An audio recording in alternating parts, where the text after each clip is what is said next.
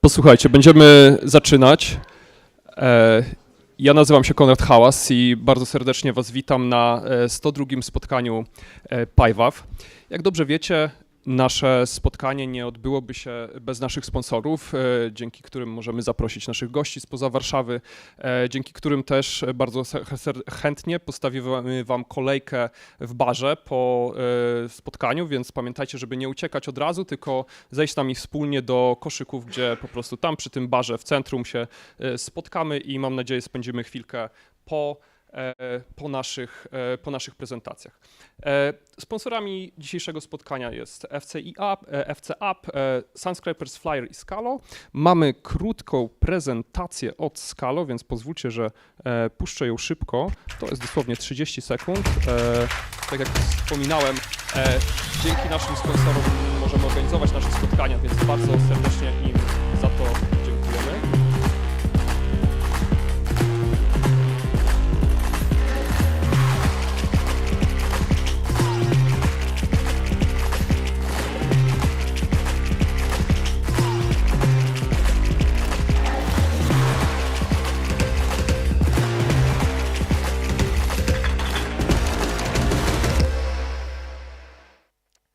Super. Pamiętajcie też, że naszym partnerem naszych spotkań jest JetBrains, od którego mamy kilka licencji na oprogramowanie produkowane przez JetBrains, więc za ciekawe pytania będziemy nagradzać właśnie takimi licencjami, więc tutaj prośba też do prelegentów, żeby pamiętali, kto zadawał pytania i zachęcamy oczywiście właśnie do ich zadawania. Bardzo też dziękujemy Meta Przestrzeni, dzięki której mamy, co podkreślę, za darmo miejsce, w którym się spotykamy. No i PWN STEM, które dostarcza nam książki, które często też można wygrać na naszych spotkaniach. I tak, przechodzimy do prezentacji. Mamy dzisiaj dwie prezentacje. Podczas pierwszej prezentacji dowiemy się o przetwarzaniu muzyki z wykorzystaniem Pythona i naszym prelegentem będzie Mateusz Modrzejewski, a druga prezentacja będzie dotyczyła, cóż, psów i mikropythona, więc tyle może z takim tutaj niedopowedzeniem Was zostawię. I wielkie brawa dla naszego pierwszego prelegenta, czyli Mateusza Modrzejewskiego.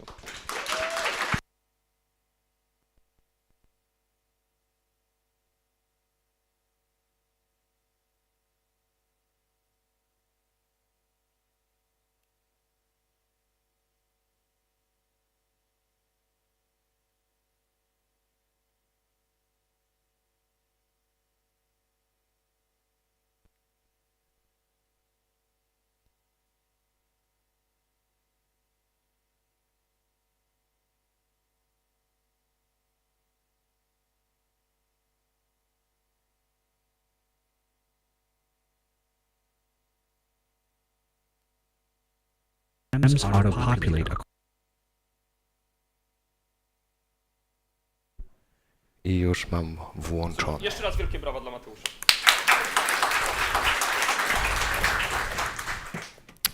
And I guess we're doing this one in English, right? Yeah. Okay. So thank you for the introduction. I'm super happy to be here today with you. So hi, I'm Mateusz. I'm an assistant professor at the Warsaw University of Technology, which is this lovely building just a few steps away from here. Last year I defended my PhD over there. And apart from my scientific work, I've also worked for some cool companies, Apple being the most recent one. But apart from the whole computer science and programming thing, I've also been a professional musician for the last 10 years or so. I play drums. I've been super fortunate to have the opportunity to tour a bunch of different places all over the world with some inspiring artists. So this is Michał Milczarek Trio. We've played, and these are the two tour posters of our tours in China. We've also played in some other countries as well. This is the Polish rapper Grubson that you may know, this is the band The Dumplings, and I am the permanent drummer of this band since 2019. And I also play children's music with Majka Jeżowska, and the weird thing with children is that children grow up, and at some point you end up, you know, at the Woodstock, also known as Poland Rock Festival, with like 100K people in the audience, and things get crazy. So I'm also very happy, very fortunate to have had the opportunity to play music for people on so many occasions. But at some point you're kind of looking for a way to combine the two things that interest you, and this is how we arrive at MIR, which stands for Music Information Retrieval, which is the research domain that I'm mostly focused with. So the primary goal of music information retrieval is processing music in useful ways, and that's pretty obvious, right? But music is also like a pretty complex and complicated signal and data type on itself, and we'll have the occasion to take a deep dive into that as well. Now, one of the most impressive parts of AI is that AI generates stuff, right? And AI can also generate music, and generative music has a bunch of its own terms, but it's also often referred to as also a part of music information retrieval. So we'll just go with that term over here. And you know, in this kind of a form of a feedback loop, music information retrieval also enhances our perception of music, because we learn just so much more about how we consume and how we create music along the way. So before we talk about the information retrieval part, let's talk about music. So is anybody over here a musician? Have you ever played any instruments? Just raise your hand if so. Okay, raise your hand if you've perhaps played in a band or played with some friends or had the occasion to play live. Awesome. And how many of you have never played anything, just came into contact with music only from the listener's perspective? Yeah, also a bunch of people. Okay, cool. So I think that we can agree upon that, you know, music is kind of multi-dimensional, right? Because there are so many ways to describe music. I mean, there's the genre, right? Like rock, pop, jazz, etc., and mixtures of those. There's the mood, right? And there's also like the music's mood. Like, does this music sound angry or does it sound happy? And like the inducted mood. Does it make me happy or does it make me angry? There's instrumentation, so what instruments were used, or like what production details were used.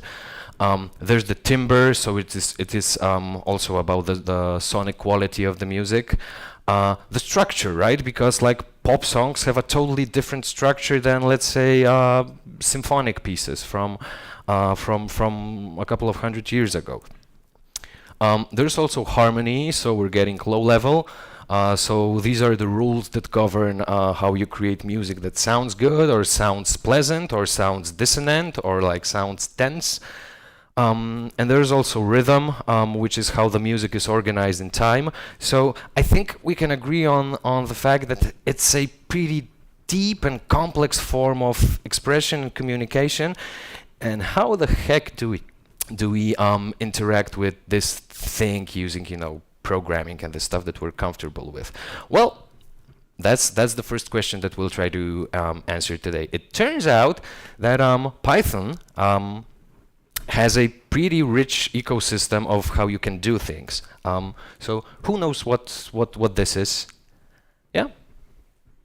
Yeah, this is a guitar pedal board, right? So you plug your guitar into this stuff, and like these little devices make your guitar sound different, right? So it goes from like a soft sound, like a distorted sound, or you know, any other effects. And pedalboard just happens to be the name of a open source library by Spotify that you can use for creating audio effects. It emulates many popular musical effects like reverb, like delay, like distortion, etc. It's mostly used for data augmentation for machine learning models, but you can just use it on your own recordings. And it's super simple. The first 2 lines are just plain old imports. Then you open a file. Then on line 10, you create an instance of a board which just takes a list of effects for initialization, and then on line 13 you just run a single line of code to run your audio through the effects board. Another cool library in Python it's called PyWaw. It's like a low-level audio synthesis engine where you can kind of on the DSP, which means digital signal processing, kind of on the DSP level, you can program your own effects and synthesizers and oscillators and all sorts of that stuff. And this is actually used in live performances. So there's this guy named Mathieu Amiguet. You can watch his presentation from one of the previous EuroPythons, I think, and they, along with his band, he plays like this medieval Baroque Renaissance type of music, and under the hood they are running a laptop running Python with custom wrote software implemented in PyWaw, and they're using it for live effects, for live looping, so they have kind of like a digital version of their show running just alongside what they're playing on live instruments. Kinda if you made your own custom Ableton Live type of software, so I think it's also really cool. There's also a multitude of other important and interesting libraries. There's Audiomentations, which does a similar thing to Pedalboard. There's PyDub and Soundfile, which allow you to edit audio, to read in different formats, etc. But there's also APIs. So the 2 most well-known ones are the Spotify API and the Deezer API. Both of these are streaming services which provide music, and you can find a whole lot of features like audio features like mood, densibility, energy, acousticness. You can find information about the musical structure. You can find information about metadata, about the albums, etc., etc. So if you're looking for an idea for your next I don't know, like web app or data visualization project or something like that, why not give these APIs a try? So if you take a look, there's this website called Every Noise at Once, and it's like the scatter plot of all the genres from Spotify are ranked by some weird criterion. I think that on the y-axis it's like how acoustic and how lively the music is. So on the very top you've got stuff like Italian tech house, UA tech house, and Swiss house, and dark techno. And if you go all the way to the bottom, you end up somewhere over here with Polish classical piano. So I think this is a pretty neat website. Apart from the APIs, there's also a whole bunch of data sets, and there's ISMIR, which is the most famous MIR conference, and they also maintain this curated list of data sets. So some of them contain audio, some of them contain lyrics or MIDI files or different type of musical data. So also, there's plenty of data to choose from, whatever interests you for your next project.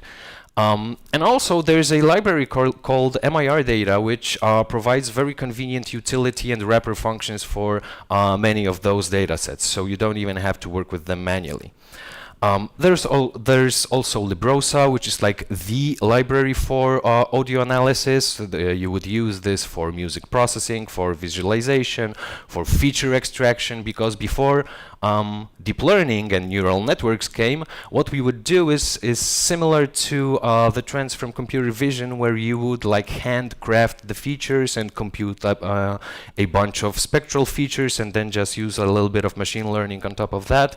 Well, all of those spectral features you can compute with this library. And again, it's very Pythonic, it's very simple.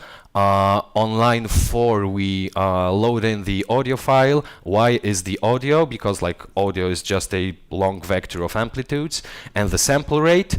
And line 5 allows you actually to perform harmonic percussive separation. So in one of the results you have the harmonic part of the audio, and the other part is the percussive part, which contains most of the transients, right? And then lines 8 and 9 show you how to compute a spectrogram, which is one of the most common representations of audio. This is like a heat map of frequencies over time, right? And this brings us to different representations of audio and music, because audio is just one part. This is the thing that we can actually listen to. But there's also like another separate world of how music can be represented, and this is called symbolic formats. So audio we can listen to, symbolic we can't listen to. This is just like a digital version of the sheet music of the music, right? And MIDI is the most common format that's used. It's very relevant in music production. It's also very relevant for music information retrieval. But this is the key distinction. This is going to be very important down the road. And also, there's a ton of Python tools that you can just experiment with to play with MIDI. There's Pretty MIDI, which is like the Python library for MIDI manipulation. There's MusePy. There's Partitura, which also kind of allows you to go deeper into like the performance parts, so like the dynamics, etc. And just a bunch of other libraries. But okay, now we know how to kind of get our heads around working with music using Python, but what can we actually learn from the music? So in most of the cases we will have our music, then we feed it through some kind of model, and we expect some sort of prediction, right? So I think that like the mother of all music information retrieval tasks is music tagging. For instance, we want to classify the genre of the music, but in real life there's usually more of these tags, and we would like to get more than one at once. So the problem becomes pretty complex pretty quickly, and it ends up, you know, in this kind of a multi-label setting kind of thing.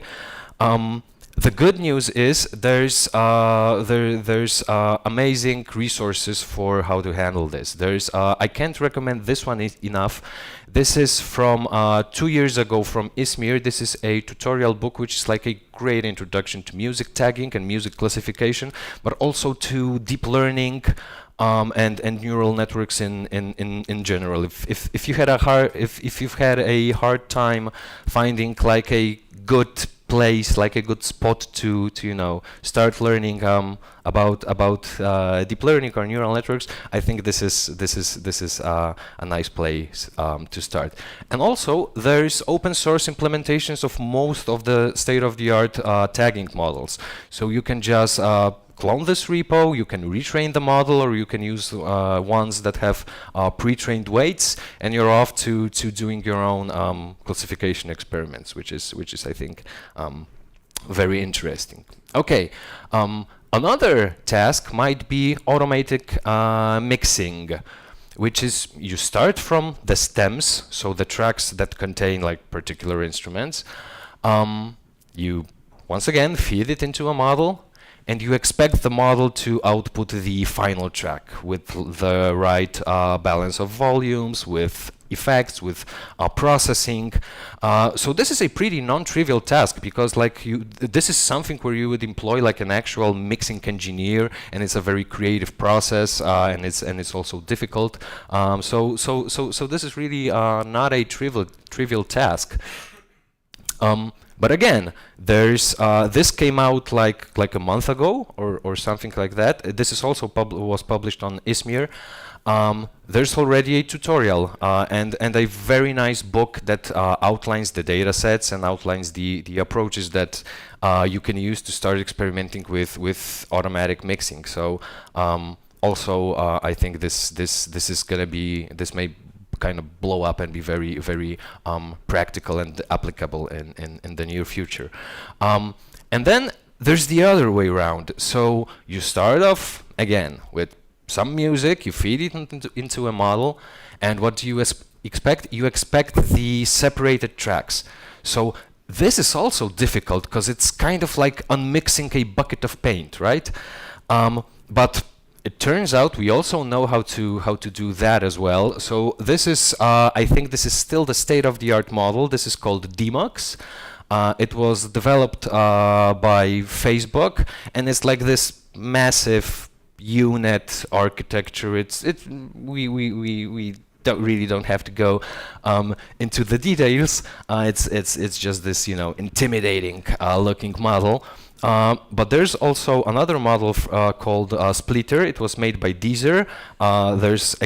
There's a open source library. You can just use it, and this is already being productionized. So maybe I can show you how this sounds. So it's actually already deployed in music production software. Stems auto-populate across the top of the application. Let's take a listen. Way far down, I sink ever deeper now as I go low.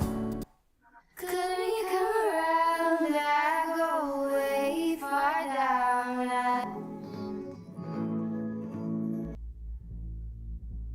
And the bass, it's much softer and harder to hear. But this is something that's already being deployed and used. And the separation into 4 stems, being vocals, bass, drums, and other, this is mostly because of the data sets that we have at hand. This is not like the only scenario that's generally possible. Oh yeah, and this is the plugin that allows you, like in real music production software, to use this. There's also other libraries and other approaches, maybe more traditional ones, like pre-deep learning ones, based mostly off of matrix factorization. But here again, there's very convenient Python tools that you can simply download. You can download the pre-trained models. This is called Nozzle. This is by the friendly people at the Northwestern University. And this already comes with like a Gradio interface that you can just play with. You can upload your own tracks, and it works reasonably well. And there's much interest into this side of research. So 2 interesting papers that also came out like a month ago, so this is super fresh, is how do you separate sources in like modern music, which tends to be compressed really quite a lot, and when you've got, you know, like very compressed dynamics, the task becomes more difficult, and also some post-processing. So the last one here, music separation enhancement with generative modeling. This is an interesting thing. They created this model. It's called MSG, Make It Sound Good. And it just post-processes the outputs of Dmux and Splitter and other models to make them sound even better. There's also, of course, the topic of music recommendations and music recommendations. This is like a complex topic with massive business and cultural impact on its own, and it encompasses many of the tasks that we've already talked about, you know, like tagging, retrieval, ranking. There's a lot of engineering. There's A/B testing. This is like a massive enterprise on its own. And here again, Python comes to the rescue. There's already some libraries that you can just use and experiment with. I just wanted to give like a super quick notice about music representations, because we spoke about symbolic and audio, but those are not the only ones. Actually, you can ask a neural network to produce representations of music. These are just vectors of numbers, but they encompass like the information from the music in very meaningful ways. So these models like OpenL3 are called embedding models. So these models just take in your data and they compute like a numerical representation of it that turns out to kind of compress much of the information that's useful. And of course, there's a plethora of other tasks. We could spend, you know, a lot of time just talking about learning from music, but I think that the part that kind of often gets people excited is generating music, and this is the last part that we're going to talk about. So again, we've got two representations. We've got audio and symbolic music, and here we also have two names for what we're working with. If we are generating audio, we mostly tend to talk about neural audio synthesis. And when we generate MIDI or other symbolic formats, we talk about symbolic music generation. So this is like AI-assisted composition. Yeah, and that's basically what I said. So the first case, we generate audio. The second case, we generate something that we can't listen back to. But for instance, you can run this through a synthesizer and you get actual audio back. So this idea of neural audio synthesis, it's nothing new, but one of the impressive implementations was around 2016 when Aaron van den Noord and a bunch of his friends proposed PixelRNN, and shortly thereafter also WaveNet. So these were neural networks, pretty complicated ones. They use this idea of like a dilated convolution to kind of get a bigger receptive field, and this was used for modeling audio and for modeling speech and for modeling music as well. Another interesting idea comes from 2020. It's called DDSP, which is differentiable digital signal processing. And it's basically the idea of making kind of like a synthesizer that you can differentiate and you can do backpropagation on. So this thing is by Google Magenta. It's a autoencoder that kind of learns to encode synthesis parameters like pitch, amplitude, noise, and harmonics. And basically what you can do with this device is try to synthesize different instruments. And I've also got a demo for this thing. It's this guy. Tone transfer is a technology developed by the Magenta team in Google AI that allows you to deconstruct sound into Play-Doh and enables you to mold it into something else. So if you took the sound of birds chirping, or if it's the sound of you singing, it can remold that input into the sound of the violin. We do this by training a machine learning model to distill what makes an instrument sound like that particular instrument. Whatever would that sound like? That's beautiful. I think that sounds pretty good, you know, the way it captures like the airiness of the flute. I think that's good stuff. Alrighty, and this is also deployed as a VST plugin. So many of the research developments by Google Magenta are deployed as VST plugins. You can just import this into like Ableton or whatever you're using, and play around with this. So I think this is also very, very worthwhile. Then of course there's OpenAI. So whatever AI task you've got like a massive OpenAI model that just does that in an amazing way. So also in 2020 they proposed this model that's called Jukebox, and this is also something that generates raw audio, and you give it the genre, the artist, and the lyrics, and it just generates a song. So this is a Elvis Presley song that the network hallucinated.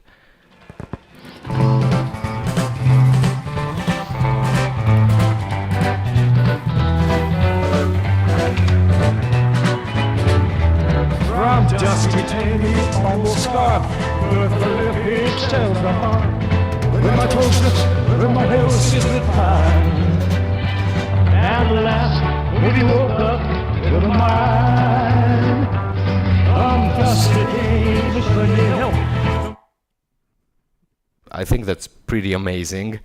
So yeah, we can do stuff like that as well. And if you want to train your own jukebox, what it takes is around a week on around 8 GPUs. So I mean, yeah, that's probably, you know, quite a lot, but this is also something that's not like totally not obtainable. This is a setup that you can just do in like a cloud environment and like train your own jukebox. And this is precisely what some people are doing. So has anybody here heard about the band Databots? Oh yeah, one person. Yeah, they are. So it's this like programmer / musician duo. And I think that like their slogan is something like eliminating the humans from music or something like that. And they are known for creating models that just generate raw audio into infinity. So this is Relentless Doppelganger. This is like a stream of technical death metal that has been playing for over 3 years now, non-stop. And we can listen to a short part of it. This is also hallucinated by a neural network. And this is basically similar to a jukebox model trained on technical death metal. Now, I know that not everybody likes technical death metal, so please bear with me, but this is, and we may also just happen to, you know, arrive at a point where it's generating nonsense, but let's give it a try.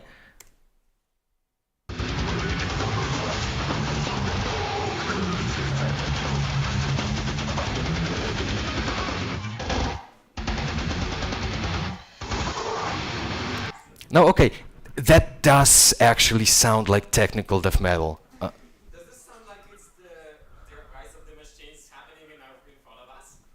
Nah, not really, But the fun part is this has been playing since 4th September 2019, like 24/7 death metal, and they've got a bunch of these radios. So you've got Diffusion Radio, you've got No Soul, which is a 24/7 stream of AI-generated funk. You've got an infinite bass solo and stuff like that. Another thing that these guys did is this song called Nuns in a Mosh Pit.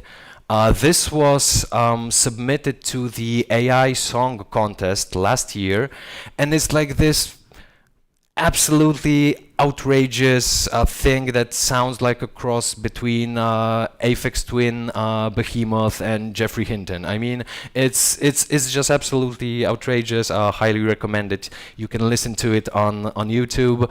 And this is what the authors say about how they created it. We generated nuns singing Hail Satan, death threes, breakbeats, Guitar Pro riffs, and more using sample RNN, jukebox, catch a waveform, qubit neural synthesis, conceptual synthesis, data GP, and raw audio diffusion. Then assemble the pieces together in Ableton. So, Nuns in the Mosh Pit on YouTube, check that out, definitely. Now, here's our old friend, the spectrogram, because a couple of times we spoke about diffusion, and stable diffusion has been gaining a lot of attention. You know, like DALI is like a diffusion model, but you know, spectrograms are images, and they're a special type of image, because if you rotate it, it means something totally different, and if you shift it or stretch it, it also kind of, so you can't use spectrograms without you, right? No, you can. This is also from like a couple of weeks ago, refusion, stable diffusion on spectrograms. The most interesting part is that this actually works. It does generate raw audio based on a text input, like on a prompt. Some of the prompts really don't sound good, but some of them sound amazing. I've tried Eminem Angry Rap, and it generates something that like sounds, you know, off of a Eminem CD. Well, the vocals don't, but like even the timbre of the voice, it does. Very interesting thing as well. And there's also the last part, symbolic music generation, which is not about generating raw audio, but it's about like the autonomous composition part. And this is a wonderful paper from 2016 where they used recurrent neural networks to generate music, and this was based off of This is a similar idea. You may know this famous post by Andrei Karpathy, where he wrote a lot about using like a character level recurrent neural network, which was able to generate Shakespeare, C source code and other stuff like that. So it turns out if you've got just the right data, which happens to be in something that's called the ABC format, which is purely textual, you can just use like a simple model like that. And the authors also present a very nice musical analysis of what this produces. So the data set was like traditional Irish and Celtic music kind of a thing, and they found that the samples generated had the typical structure, they had repetition and variation, they had the correct harmony, they also checked the data set for originality, and they found that the network was making no glaring mistakes. So I think that we can go a long way with a relatively simple model. Of course, there's also the stuff from Google Magenta that we spoke about. So there's more and more complicated models. You can start off from like a simple recurrent neural network and go just all the way up to transformers, and the guys at Magenta are doing exactly that. You can listen to how the more powerful networks keep longer context than the smaller ones. There's also quite some interest in using GANs, which is generative adversarial networks. The famous setting where you train like two networks, and one of them generates stuff, and the other one kind of distinguishes whether this stuff is generated or is it genuine, is it real. So if you use a bunch of these generators instead of one, you can actually come up with a system that generates multi-track MIDI. So you're generating a bunch of instruments at the same time, and the upside is that you can then freely edit this, because this is just MIDI. You can use any synthesizer you want. More new tools are also being developed, because if we are going towards this scenario where AI is kind of helping us to compose or create music in some ways, we also need new ways to interact with it. So this is also very fresh, couple of weeks ago from last year's ISMIR. There are many ideas of using interfaces that kind of allow you to easily switch the predictions from the model, like maybe I don't like this sample, so I'll take this one, or like to cluster the different proposals from the model. So if you don't like one of them, you already know that you don't like maybe a whole cluster of them. And this brings us back to the engineering part, because as the models become more powerful, we need more powerful tools and interfaces to work with those models. So one thing that I want to just say two sentences about is the cultural impact. So this is, of course, sometimes frightening, sometimes very enlightening and very interesting, but MIR also seems to have this big cultural impact, because we are rediscovering how we are interacting with music due to recommender systems, but also there's lots of research and lots of interest going beyond like Western music. So going maybe into Indian music and Asian music. So I think there's beautiful knowledge to be also obtained there. So in summary, I hope that I was able to convince you that MIR enables new experiences for both the listeners and creators. I think we can say that autonomous music AI is still kind of immature, but it's getting there. It already enhances human creativity in novel ways. And I think that also I was able to convince you that Python indeed already has a rich ecosystem for interacting with music, and I encourage you to explore it on your own. So you can find me anywhere on the internet under this handle, Modrzejewski. It was great talking to you today, and I'll be super happy to answer any questions. And this is a QR code for a repo where I've got most of the links that I was showing during the talk. So let's open it up for questions, I think.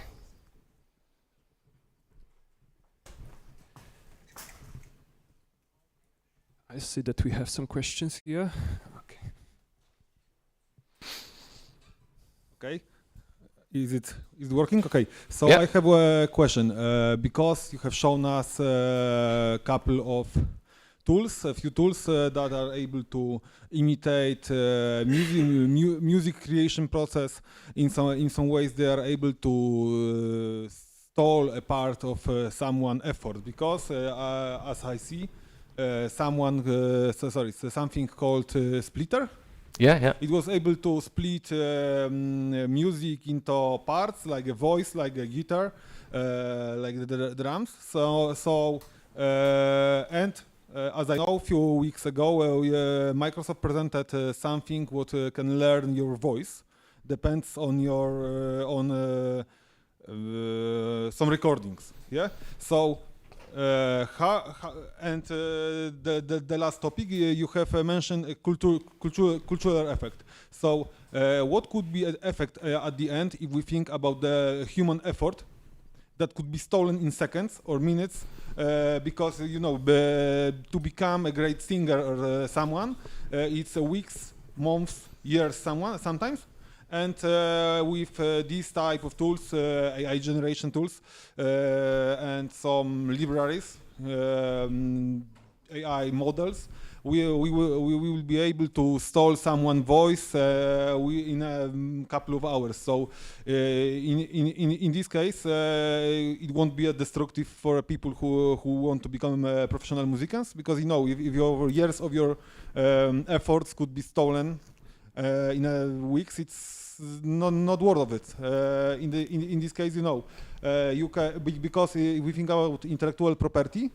I can't just get your recordings and play it somewhere in my games or somewhere. But if I will play the same music as you, it will be legal, yeah, because it's just an inspiration. So if we think about AI, is it still an inspiration or just theft? Yeah, I love that question. I mean, this opens up a huge floor for discussion. So I'll try to answer like parts of it. So like the legal part of it, that's interesting because it seems that this is a hot topic for discussion in many research areas, like generating images. You can generate the image like in the style of any painter, right? So I think that on the legal side, like the road is being paved as we walk on it. I mean, there's still like no standard procedures of what to do in terms of copyright law around here. So I also think that this is going to be a bigger and bigger topic. But about the human talent part of it, well, chess engines have been playing chess much better than humans for a totally long time by now, and we still enjoy watching, Magnus Carlsen or Hikaru Nakamura play chess, right? Because humans like to see other humans do difficult stuff. That's basically kind of embedded in our nature. So I don't think that this is like a immediate threat to talented musicians. Also, I think that the development of music has always been in like a tight feedback loop with the development of technology. Whether you think about it, in terms of like the invention of the grand piano, or the invention of like a sampling machine, or the invention of like a DJ's turntable, or like the invention of the saxophone, or like a synthesizer, right? I mean, electronic music and hip hop, etc., like those genres were born out of these new electronic tools, right? So I think that we're still like in the very beginning of how we can use this in creative ways. And like my personal hope is that we'll find new and interesting ways to co-create music with AI. I mean, this is the part of using a neural network like an instrument. I mean, that sounds kind of cool to me. So I don't know if that answers your question. I mean, there's totally a big floor for discussion over here. So yeah. All right. So when do we meet on a concert in the metaverse with AI music? But on if you don't mind, on more serious note, how about unsupervised learning and reinforcement learning? For example, like robots playing guitars. Do you know something about that? I'm not really like super into robotics or reinforcement learning. I would definitely not call myself an expert on reinforcement learning. I think that the main trend right now seems to still be around deep neural networks of different varieties. So I don't know, but perhaps like if you had a good enough like reward function and like a setting where you were actually steering like a robot to kind of create like do like movements and explore the instrument in some, I don't know, like constrained space, maybe you could also use other approaches, but I don't know too much about. I mean, there's surely somebody doing that right now, right? But right? Yep. Right. Kind of curious question, because I think that music is closely correlated with math. So since machines do math work better than humans, because that's why we created machines and computers to do basically a math work for us, do you think we have long time before this AI in the music world will surpass or will be even match for the most classical composers like Ludwig van Beethoven, or even surpass them in a long time? Or in the long run, it will surpass it, like right now, AI surpasses the artists and art students? Well, I'm not sure what would in purely musical terms, what would surpassing mean? Like, does it mean that you wrote a more Beethoven type of song that Beethoven would ever write? Not exactly. I mean, right, that if AI could develop this music even faster than humans, it doesn't need any artistic inclinations. So with that, it can develop more. So you think that AI could possibly be even matched to humans because it doesn't really need to rely on the hormones to develop this artistic inspiration for it? Yeah, I mean, we're probably getting closer to like AI generative models that take in like a text prompt as input, so you can just formulate what would you like to hear using natural language. But then like the emotional quality, I guess it's going to be different for each genre of music. Like some genres are kind of easier to create with AI, for example. Let's take like some background or ambient music, right? Which is just like a couple of chords or like a simple melody and then lots of reverb, right? And like a nice sounding synthesizer.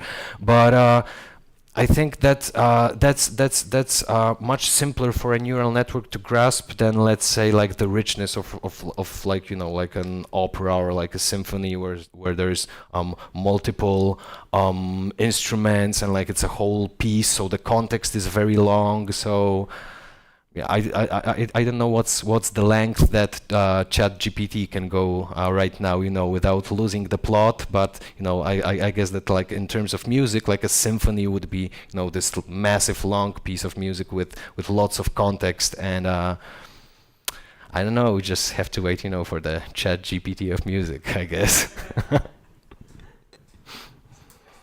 Thank you. I'll start by saying that since you've given us quite a long list of different clusterization tools and decomposition and other models, I'll be perfectly happy if when answering this question you'll tell me I should just read the link that's up there.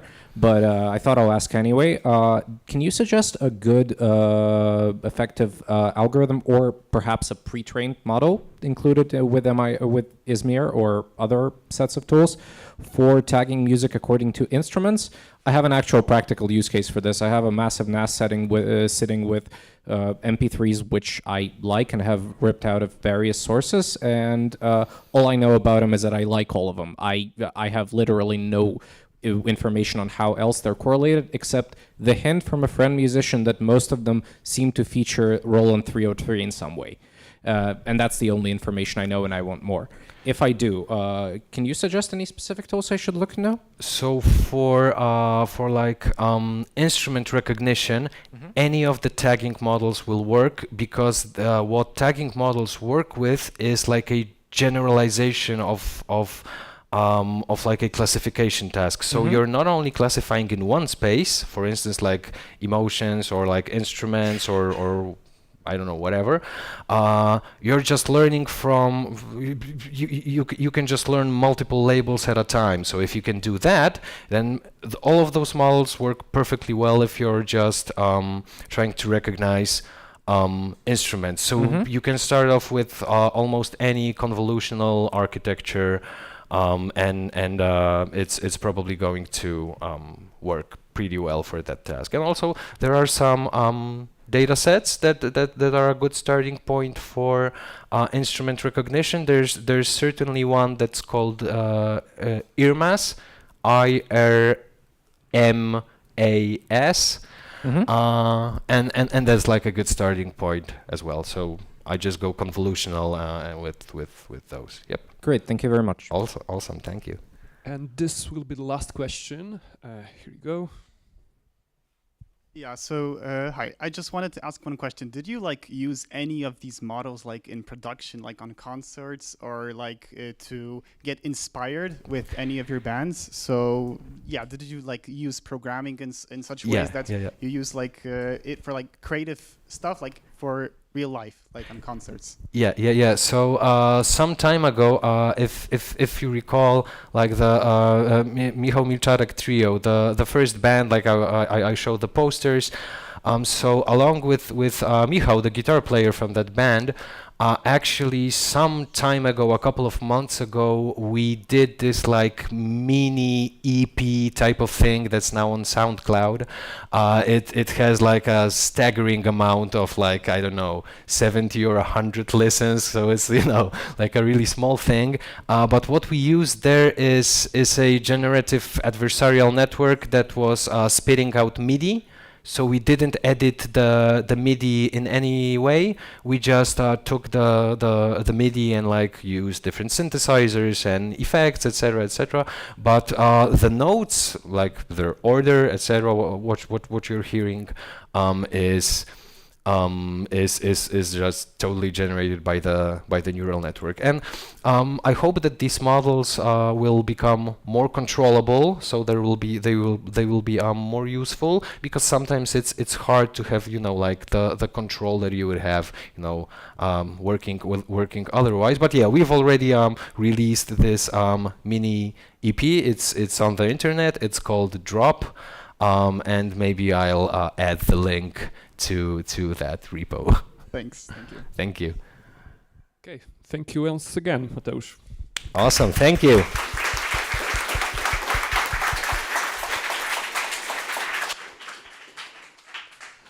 Trzy minuty przerwy i wracamy do drugiej i startujemy z drugą prezentacją.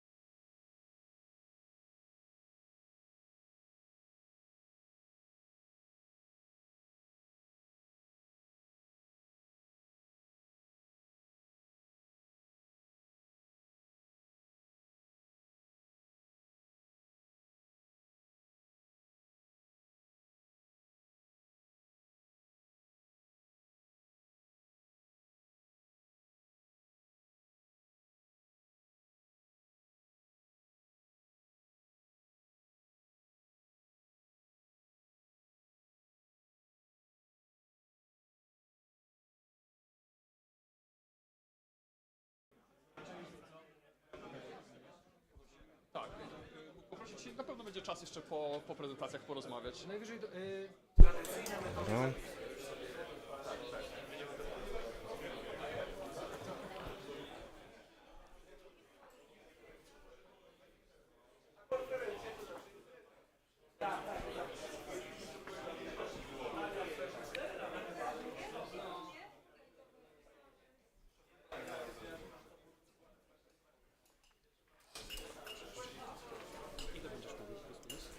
Plus minus pół godziny. Dobrze, posłuchajcie, zaczynamy z drugą prezentacją. Wielkie brawa dla Łukasza Macha, naszego drugiego prelegenta.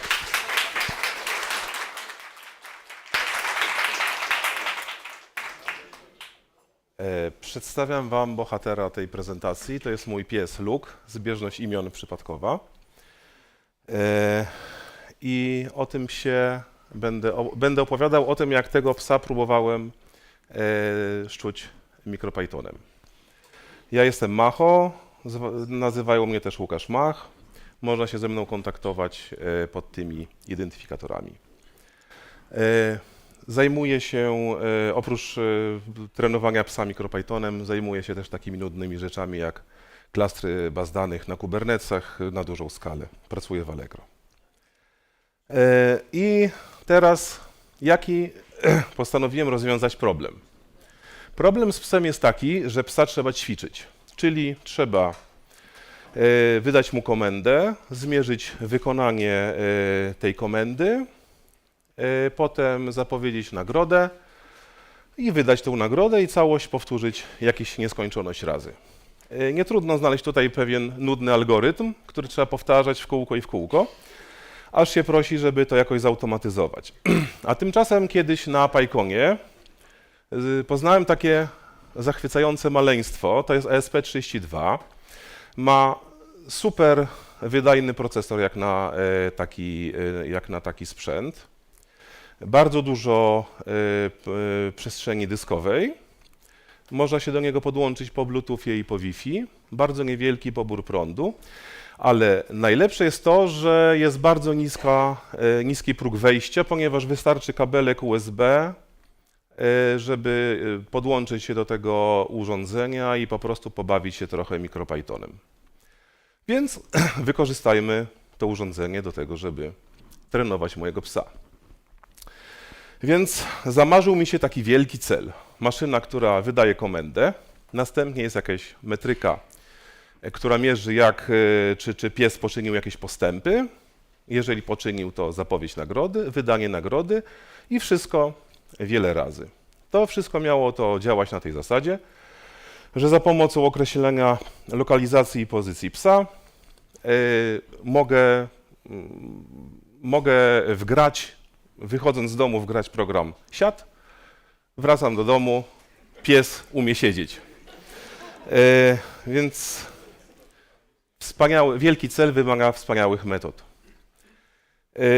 Z trudnych rzeczy, które będą, no to właśnie mierzenie, czy pies dobrze sobie poradził z nauczeniem się komendy. Myślałem, żeby to zrobić za pomocą mesza tych ESP32. One są tanie, niewiele prądu wymagają. Można by psu przyczepić to gdzieś do obroży, do ogona, kto wie. Też za pomocą analizy obrazu z kamery można by pomierzyć kąty kluczowych elementów ciała i na tej podstawie wywnioskować, jak daleko pies poszedł w wykonaniu komendy. Dosyć banalne na pewno jest dozowanie karmy, więc jak jedno połączymy z drugim, jakieś proste rzeczy typu infrastruktura ogólnie i mamy gotową maszynę. No tylko właśnie ten dozownik. Przypominam, że myślałem, że po prostu go kupię, jakoś się dostanę do API i będę dozował. I nic bardziej mylnego. Okazało się, że takich rzeczy gotowych nie ma. Znaczy byłyby, gdyby chodziło o transport zboża, który byłby w kilogramach, albo paszociąg dla świń, ale to nie to zwierzę, nie ten budżet. Więc zacząłem kombinować sam I zacząłem takie romantyczne początki, kartonowe pudełko z uchylną klapką. Niestety okazało się, że absolutny brak precyzji, rozrzut dawki od zera do nieskończoności, bo czasami nic nie wyserwowało, czasami zablokowało się i wyrzuciło całą nagrodę. No więc drugie podejście, coś w rodzaju lejka, skorzystać z tego, że chrupki w takim zwężającym się naczyniu będą się czopować, więc jeżeli zamieszać, troszeczkę się wysypie i zaczopują się z powrotem. Wykonałem taki prototyp. No było to już dużo lepiej. To znaczy, no już nie było od zera do nieskończoności, ten rozrzut w wielkości dawki ciągle jakiś był. To było jeszcze dla mnie za mało, więc zacząłem bić się o precyzję. Wymyśliłem sobie, żeby to dawkować z dokładnością co do jednej chrupki, bo jego dzienna porcja to jest około 400 chrupek, więc myślę sobie 400 powtórzeń to jest całkiem niezłe, żeby go czegokolwiek nauczyć. Więc taka po prostu maszynka do mięsa, tylko z dużo niższymi oporami toczenia, kwestia ustalenia liczby obrotów, żeby właśnie precyzyjnie dozować. No tylko jak to zrobić?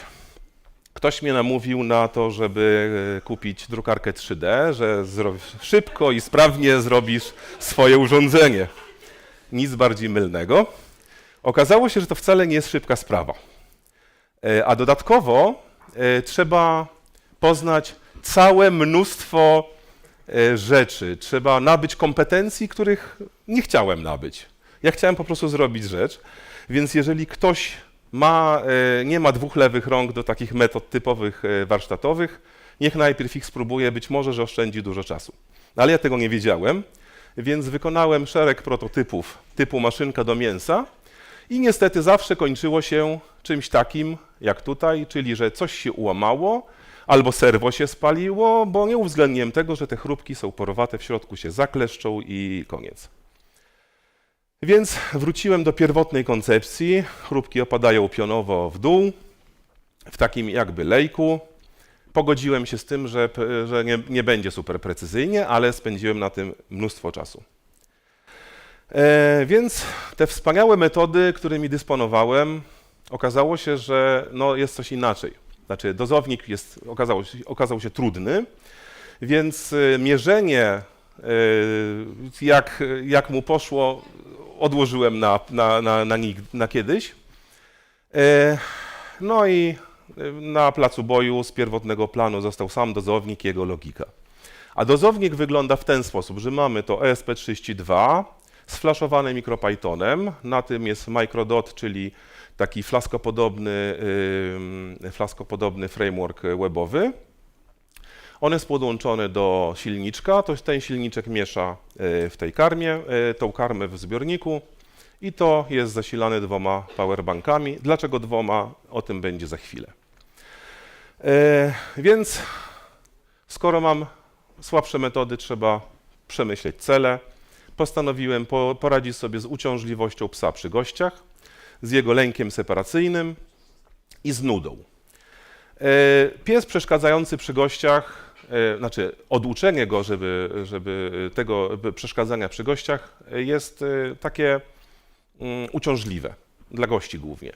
Znaczy pies przychodzi, wtedy ja mu wydaję komendę, kiedy w końcu wyjdzie, no to trzeba go nagrodzić, żeby wzmocnić jego prawidłowe zachowanie, więc trzeba wstać, nagrodzić go i to jest tak wiele razy, no nie po to zapraszam ludzi, żeby teraz łazić od stołu do psa.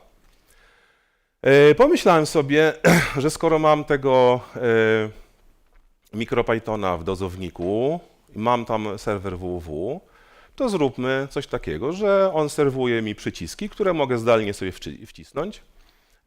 Wysłany jest sygnał żądanie wydania nagrody.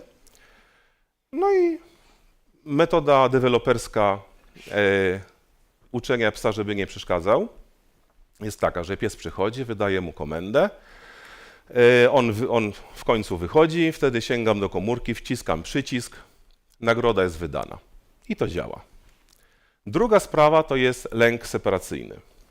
Lęk separacyjny to jest taka sytuacja, kiedy pies jest tak sfrustrowany tym, że został sam, że no, wyładowuje to czasami w ten sposób, że meble wybuchają. I zwłaszcza to się nasiliło po pandemii, kiedy wszyscy przez rok z okładem byli w domu i potem wrócili do biur. Psy oduczyły się tego, że mogą zostać same i zaczęły te wszystkie swoje frustracje, nawet jak kiedyś były nauczone, przeżywać jeszcze raz. A teraz uczenie psa tego, żeby umiał sam zostać w domu, jest niesłychanie uciążliwym procesem. Bo trzeba wyjść z domu, zostawić jakieś uchylone okno, miejmy nadzieję, że jest lato akurat, zostawić jakieś uchylone okno i nasłuchiwać. Jak pies przestaje wyć, wrócić, nagrodzić go, wyjść i tak wiele razy. W końcu przestał wyć, wyjdzie, przestał szczekać, potem przestanie piszczeć i tak dalej. Nie jest to łatwa sprawa. Nie zawsze też sąsiedzi mają wystarczającą cierpliwość do tego. Pomyślałem sobie, że gdybym serwował dźwięk i wideo na komórkę, to mógłbym sobie to po prostu wyjść, obserwować go, co się dzieje w domu i w momencie, kiedy zachowuje się dobrze, to po prostu wydać mu nagrodę zdalnie. I ciekawostka, sądziłem, że streamowanie obrazu i dźwięku będzie w gotowym klocku, że po prostu wezmę jakiś gotową rzecz. No, jak wiadomo, jak coś myślałem, że będzie gotowe, to będę się musiał nad tym namęczyć. I tak to wygląda w praktyce. Po prawej stronie widzimy obraz, to co widzę na komórce. Po lewej stronie to, co się w tym czasie dzieje w domu. No i to działa. Widać, że jest pewne opóźnienie. Znaczy, działa w sensie, że widzę, co na komórce mogę wcisnąć. Tylko nie działa, nie uczy psa spokoju, a wręcz przeciwnie. Cóż się okazało? Nie uwzględniłem, że będzie opóźnienie. Przede wszystkim to jest mój refleks, opóźnienie na sieci. No, udało mi się to zdusić do 1,5 sekundy, 2 sekund. I teraz, jeżeli pies przestaje szczekać, ja widzę, że przestał szczekać, wciskam żądanie wydania nagrody, tylko że tuż przed tym, jak ona zostanie wydana, powiedzmy ten ułamek sekundy, zdarza się raz na jakiś czas, że pies szczeknął. I więc co mamy? Zamiast nagrodzić go za to, nagradzam go za to. I w efekcie zauważyłem, że to zaczyna eskalować i po prostu ciekawy projekt, ale musiałem się przyznać do porażki. No to drugie podejście. Niech ta pętla decyzyjna jest podejmowana na miejscu, więc zdusić w zarodku opóźnienie. Więc jest proces Pythonowy, który słucha mikrofonu, czeka, kiedy będzie cicho przez x sekund. W moim przypadku tam zaczynałem chyba od 3. I kiedy jest cicho, wydaje sygnał nagrody. I to działa w ten sposób. Jest 2 sekundy cisza, nie ma nagrody. 3 sekundy cisza, jest nagroda. Potem znowu powiedzmy sekunda cisza, nie ma nagrody. 3,4 sekundy cisza, jest nagroda i to tak stopniowo rosło. I to całkiem fajnie działało. Były nagradzane te zachowania, które były potrzebne. Tutaj widać to w praktyce. Tu już jest pies trochę już uspokojony, więc tutaj no, on już de facto nie prezentował tych negatywnych zachowań. Ten program, który napisałem, jest bardzo głupi, bo on po prostu mierzy głośność, więc jest to w tym momencie do zastosowania tylko w nocy, kiedy nie ma innych dźwięków, które mogą jakby mieszać się z jego, które mogą być interpretowane jako psa szczekanie. No ale jakoś tam działa. Trzecia sprawa to jest nuda. Nieleczona nuda kończy się tym, czym się może skończyć nieleczony lęk separacyjny, czyli jakimiś zniszczeniami mebli. Pies, który nie jest zmęczony, jest sfrustrowany. Są różne metody radzenia sobie z tym. Są na przykład jakieś kongi, są zabawki logiczne, że pies musi tam przesunąć coś, żeby dostać się do jedzenia. Są różne kongi takie, żeby on jakieś różne pasztety mógł ze środka wydobywać. Wszystko to sprowadza się do zasady, żeby pies musiał wykonać wysiłek, najlepiej umysłowy, żeby dostać się do jedzenia, czyli niech nie je za darmo. Więc pomyślałem tak, gdyby mieć taki przycisk, który musi wcisnąć, najlepiej jakby się musiał sam domyśleć, że on ma coś z tym przyciskiem zrobić, który były podłączony oczywiście do SP32 z mikropythonem, podłączony do powerbanka i teraz kiedy przycisk jest wciśnięty, to wysyłamy sygnał nagrody. I tak wyglądały pierwsze początki. Pies to głównie przewracał, więc jak widać tutaj lekcja numer 3, hardware też się liczy, bo jak widać źle dobrana obudowa powoduje, że urządzenie zostało użyte w sposób zupełnie inny niż planowany. No ale miałem już tą drukarkę 3D, więc spędziłem naprawdę dnie całe obserwując, jak to się drukuje. Najgorsze były te momenty, jak już dochodziło do końca i tam się okazało, że gdzieś coś nie... Albo filament się skończył właśnie, albo że gwint w pokrywce nie pasował do gwintu w korpusie. No ale w końcu mi się to udało i bardzo fajnie to działało. I tak to wygląda w praktyce. Tu już pies też już jest troszkę nauczony, że z tym przyciskiem coś można zrobić, ale jak widać na początku bardzo długo mu zajęło, to jest wszystko na przyspieszonym tempie, żeby zdecydować się, odważyć się, wcisnąć przycisk. I w końcu jak się odważył, została wydana karma. Potem jeszcze raz, ale jest to dla niego tak męczące, że za którymś razem, jak mu się chyba 2 razy nie udało pod rząd wcisnąć, po prostu wziął i się położył i zasnął. Ze zmęczenia. Więc to jest dobre, bo jak pies jest zmęczony, to jest szczęśliwy. I z logów wyczytałem, że taka dzienna porcja to jest około 60 wciśnięć. I teraz tak, obecnie odległość między przyciskiem a dozownikiem to jest około 8 metrów. Więc dziennie, żeby się najeść, pokonuje około 500 metrów. No to oczywiście nie robię mu tego codziennie, to raz na jakiś czas, bo by mu się znudziło albo no nie wiem, co by było.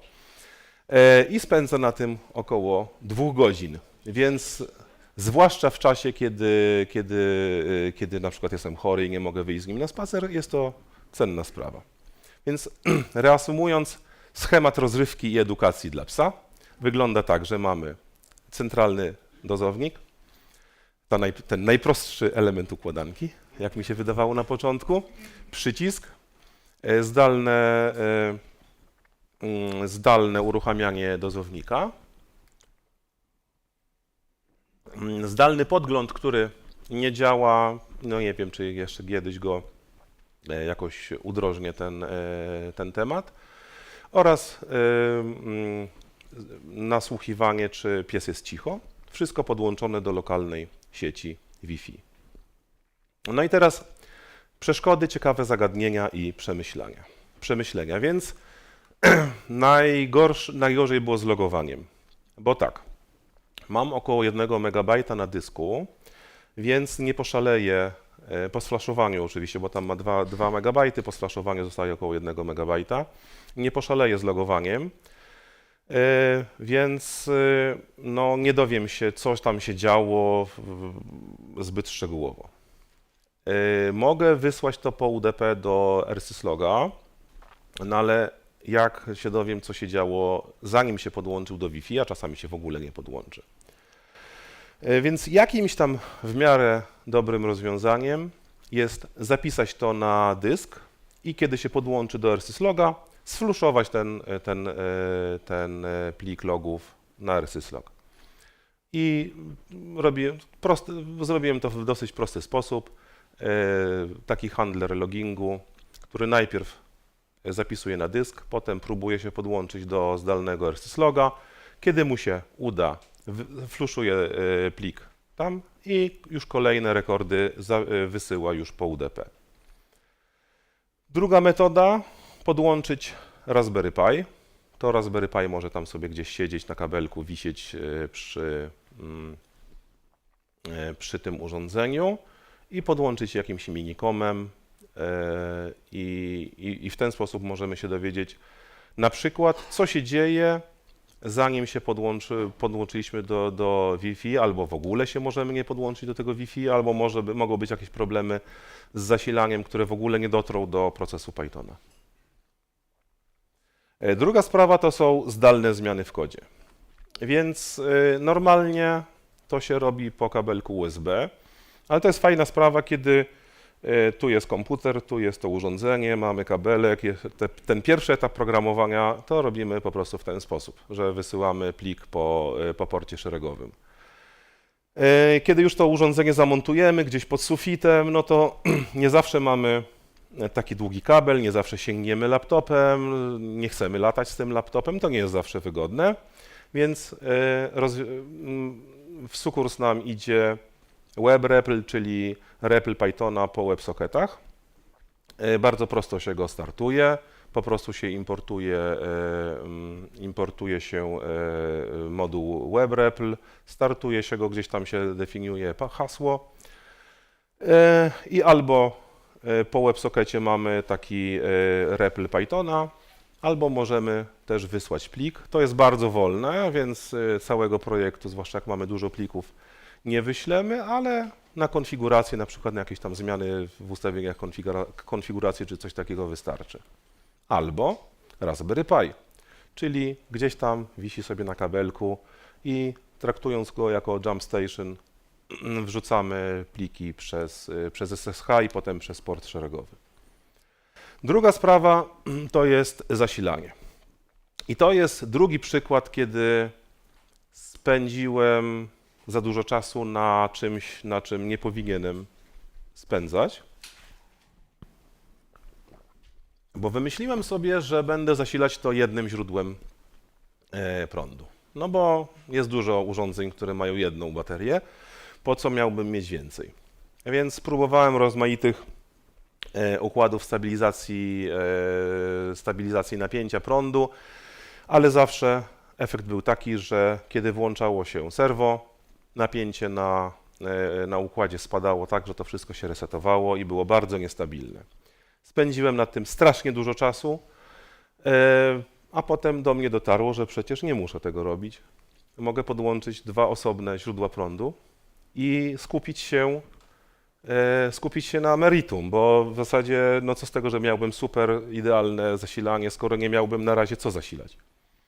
Więc lekcja numer 4, na początek zamiast optymalizować, po prostu na chama wyskalujmy i skupmy się na tym, co jest istotą problemu, czyli coś, co w zasadzie znamy już w innej formie od dawna, czyli że przedwczesna optymalizacja jest źródłem wszelkiego zła.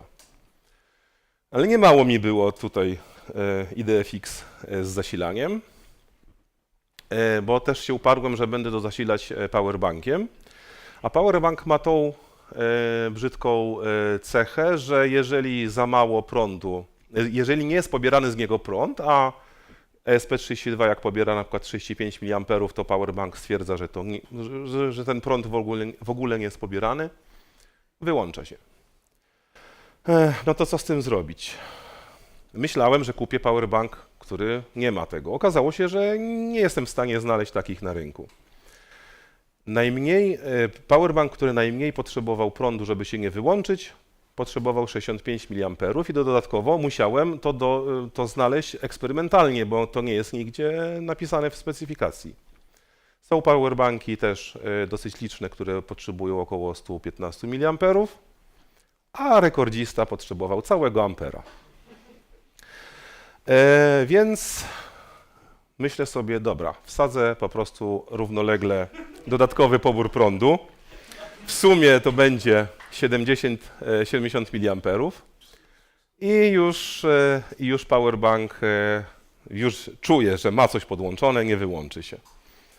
No ale to jest marnowanie energii. Drugie tyle prądu musimy zużyć tylko po to, żeby się powerbank nie wyłączył. No więc powerbank starcza mi na krócej, muszę go częściej wymieniać. No to myślę sobie, a jakby tak pobierać to, ale tylko co chwilę. I internet jest pełen takich różnych przykładów, więc wydawało się to dosyć banalne do wykonania. Patrz, lekcja numer 1. Ze wszystkich najbardziej obiecujący był taki układ, którego sercem jest układ NE555 i który co chwilę puszcza prąd przez oporniki o niewielkim oporze. I na płytce stykowej to bardzo fajnie wyglądało, ale jak próbowałem to zlutować, a mam trochę dwie lewe ręce do lutowania, poległem. Znowu spędziłem strasznie dużo czasu na różne dygresje i ulepszenia, zamiast pomyśleć, że można to zrobić trochę na chama, ale powerbanki 10-amperogodzinne nie są rzadkością, więc prosta matematyka mówi, że starczą one na prawie 5 dni. No to na to, żeby raz na 5 dni wymienić powerbank, mogę sobie pozwolić. Więc znowu, zamiast skomplikowanych układów, żeby sprawę przyspieszyć, wsadziłem tam po prostu zwykłe, równolegle podłączone oporniki i wyskalowałem po prostu rzecz wertykalnie, czyli lekcja numer 4. Najpierw wyskaluj, a potem sobie optymalizuj. I jeszcze takie przemyślenie, że to jest tylko hobby, ale a jednocześnie dążymy do takiej idealnej doskonałości. Czyli normalnie w pracy podchodzimy inaczej, że rozbijamy sobie to na małe cele, planujemy, staramy się najpierw zrywać nisko wiszące owoce, stosujemy zasadę MVP, a w domu ulegamy tendencji do przeciągania w nieskończoność, nadmiar perfekcjonizmu i dążenia od razu do efektu wow, przez co całymi tygodniami, miesiącami utkniemy na jakichś rzeczach mało istotnych, tak jak tutaj, a do meritum w ogóle nie dochodzimy.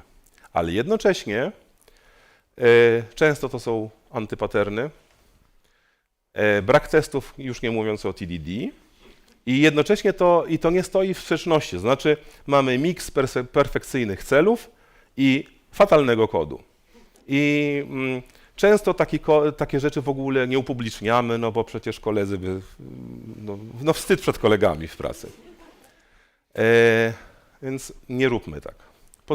Więc podsumowując, po pierwsze nie liczmy na gotowce, kiedy myślimy, że coś będziemy mieli gotowe, to jest to, na czym spędzimy najwięcej czasu.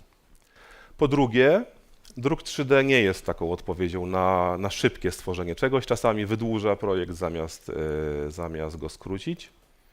Po trzecie, hardware liczy się, czasami bardziej niż myśleliśmy, bo jeżeli czujemy się podnieceni tym, że zrobimy super rozwiązanie programistyczne, ja tutaj już widziałem modele, machine learning, rozpoznawanie, co ten pies zrobił, a okazało się, że nie potrafię mu karmy dozować. I też nie utykajmy w zbyt idealnie zrobionych, nie utykajmy w szczegółach, nie starajmy się ich dopieścić. Skalowanie lub tego typu rzeczy na początku wystarczą. Wynośmy pracę do domu, przynajmniej w zakresie zasad tworzenia oprogramowania, i przenośne Raspberry Pi jest dobre na wszystko. I teraz kod tego jest pod tym adresem. Gdyby ktoś chciał, to zachęcam albo sobie samemu to zrobić, albo kontrybuować. No i czy są jakieś pytania? Kontaktu z tobą, bo tak w sumie nauczyłeś go, żeby sobie sam radził z maszynami, no i czy później na przykład, nie wiem, nie okazywał wrogości, jak już wszedłeś na jego teren jako ktoś obcy? Nie, zaskakująco dużo czasu spędzam na tym, że tam coś mi się podlutuje, więc ma bardzo dużo czasu na kontakt jednak ze mną. Dobrze, pytania, tutaj pierwsze. Na początku chciałem powiedzieć, że świetna prezentacja, w ogóle animacje, jak to wszystko przechodzi i tak dalej. Naprawdę ładna. Jeśli chodzi o dozownik, wiem, że już masz gotowe, ale ja na przykład widziałem takie dozowniki dla rybek, że jak ktoś wyjeżdża, to żeby one się tam przewracają i dozują karmę. Może to jakoś wykorzystać. Ale już przechodząc do pytania, czy masz jakieś plany, jak to później jeszcze rozwijać? Coś jeszcze masz, jakiś roadmap czy coś takiego? Wiesz co, myślałem, żeby dorzucić drugi przycisk i zobaczyć, czy pies ogarnie to, że musi najpierw jeden, potem drugi. Czy w ogóle, mi się wydaje, że on ma już 7 lat, więc może już być za stary na to. Ale że jakby miał tak gdzieś z rok, to myślę, że tak do 3 przycisków by chyba ogarnął. No, spróbuję.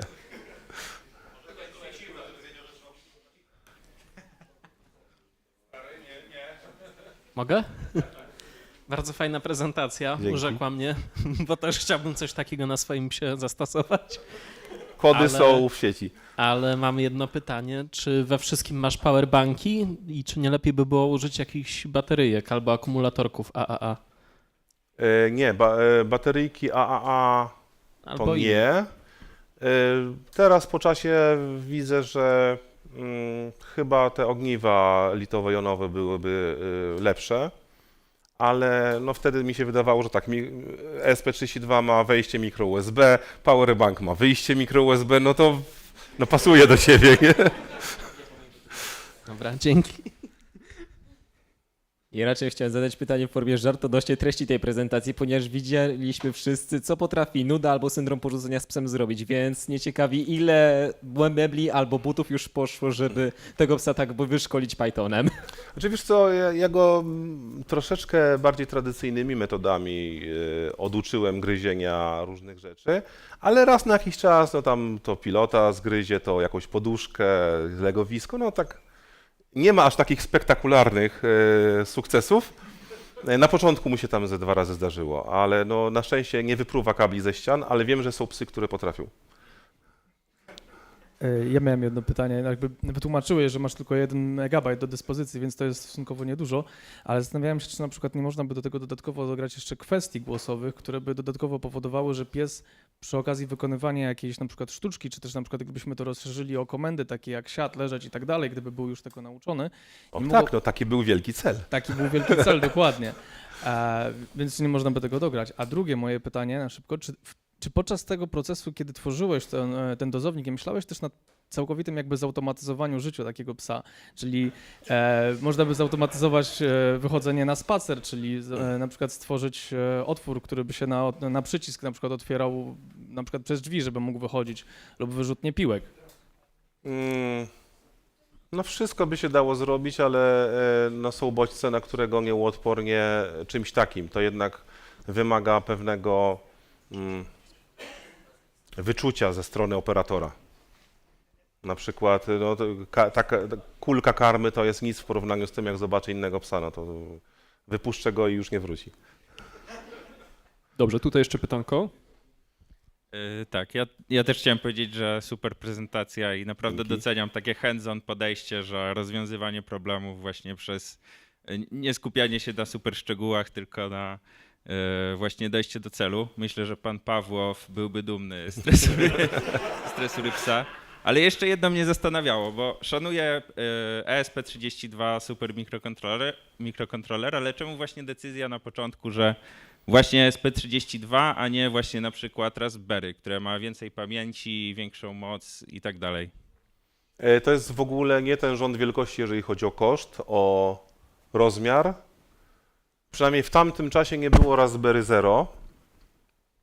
A jak się teraz Raspberry Pi Zero zachowuje, to jeżeli chodzi o pobór prądu, to też nie wiem. No i przede wszystkim no, kupiłem na AliExpress większą garść tych SP32, no to już no, jakby rzeźbiłem w tym, co mam. Dobrze, i jeszcze jedno pytanko, wybaczcie, że będziemy Ale tutaj dodam jeszcze, że skracać. SP32 na pewno byłby jakimś serwerkiem, gdybym to chciał jakoś do kupy złożyć, jakieś tam serwowanie, streaming wideo czy coś takiego, to na pewno z Raspberry by było. Ja mam takie pytanie mniej techniczne, a bardziej może, czy przy okazji troszkę eksplorowałeś, nie wiem, literaturę, czy sieć, czy jakie w ogóle są, znaczy zakładając, że udałoby być się zrealizować ten plan maksimum, to jakby jakie są później konsekwencje na przykład dla psa, jeżeli jakby bardziej zaczyna obcować z takimi sygnałami typu lampka, głośnik, coś, a znaczy, to jest też troszkę takie pytanie, czy ta niedoskonałość narzędzi nie ocaliła trochę twojego psa od jakiejś depresji, gdzie jest za mało relacji, Wydaje mi się, że gdyby, za dużo czystego takiego warunkowania. Wydaje mi się, że gdyby plan maksimum się powiódł, to byłby tylko wstęp do ćwiczenia z nim samodzielnie, bo on by się nauczył na jakiś tam sygnał na przykład dźwiękowy i potem trzeba by go przestawić, żeby to samo wykonał, co już się nauczył, ale na sygnał ustny, no bo przecież nie będę z lampką chodził na spacer i mrugał mu siądź, prawda? Znaczy, moje pytanie zmierzało do tego, czy może czytałeś jakieś, albo możesz polecić jakieś takie bardziej rozważania w przyszłość, gdzie są, że tak powiem, granice, może to jest pytanie też nie spotkałem etyczne czy filozoficzne, gdzie są granice, że tak powiem, w wkładaniu nieświadomego stworzenia w taką sytuację, w której ono myśli, że jakby jest w jakiejś interakcji z tobą, podczas gdy tak naprawdę zaczyna być w interakcji tylko z jakimiś mechanizmami. Znaczy na pewno byłoby to dla psa gorsze, bo nie miałby tej więzi z przewodnikiem, ale nie eksplorowałem tego. Okej, dobrze. Łukasz, jeszcze raz wielkie dzięki za twoją prezentację. Dzięki.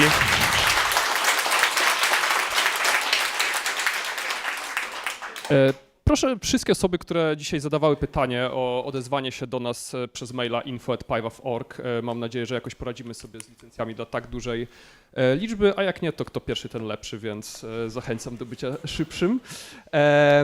Też zachęcamy bardzo do śledzenia naszych social mediów, czyli Facebooka, Twittera, YouTube'a, na którego wrzucamy wszystkie nagrania już od wielu spotkań.